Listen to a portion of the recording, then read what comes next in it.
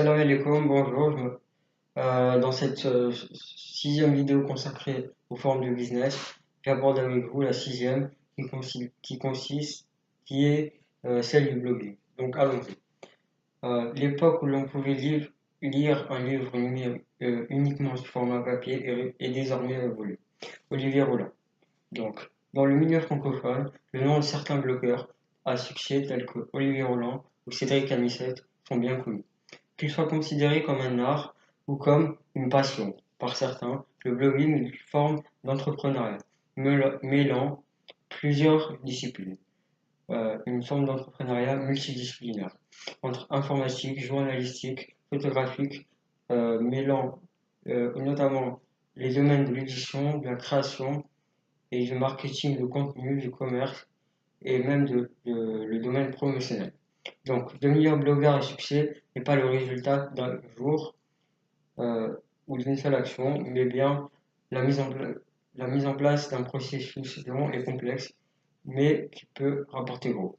Donc, comparativement, l'investissement financier de départ, la création d'un blog est généralement extrêmement rentable, ce qui ne comporte aucun réel risque financier. Donc, le blogging est une activité dérivée du marketing de contenu. Il s'agit d'utiliser un WordPress pour publier et héberger de manière quasi quotidienne des articles écrits contenant des illustrations et des vidéos. Concernant le domaine généralement faisant appel à ce qui s'appelle une figure qui est le triangle de la réussite. Donc, un triangle composé à chaque extrémité euh, l'un des trois domaines les plus rentables dans le domaine du blogging, que ce soit le développement personnel, la séduction ou la remise en forme. Donc c'est une activité qui nécessite la création de contenu de manière régulière dans le but d'attirer des visiteurs et de les fidéliser en constituant ce qui s'appelle une communauté et en faisant de certains d'entre eux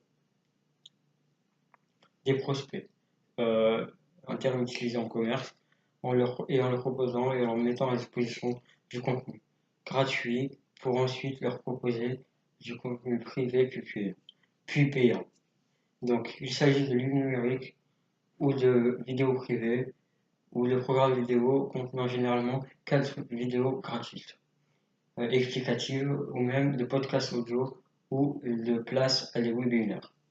Donc, puis en échange de ces produits gratuits, d'obtenir des adresses email euh, afin de les stocker via des autorépondeurs chargés d'envoyer de manière automatique et des emails standardisés et conçus par le blogueur. Donc ces messages sont le plus souvent des propositions de vente ou des rabais sur certains programmes ou nouveaux produits pendant notamment les périodes de fête. Donc, avec l'avènement de l'Internet, le domaine du blogging a connu un nouvel élan, notamment grâce aux réseaux sociaux qui permettent désormais d'amplifier la portée et de ceci et de ce qui permet aux blogueurs de rendre leur activité de plus en plus rentable.